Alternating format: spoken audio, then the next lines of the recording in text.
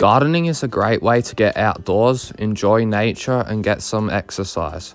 But to be a good gardener, there are a few things you need to know.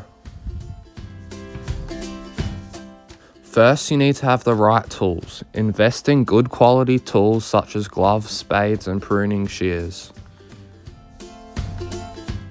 Next, you need to choose the right plants for your garden. Make sure you choose plants that are native to your area and that will thrive in the climate and soil conditions. Once you've chosen your plants, you need to make sure you water them regularly.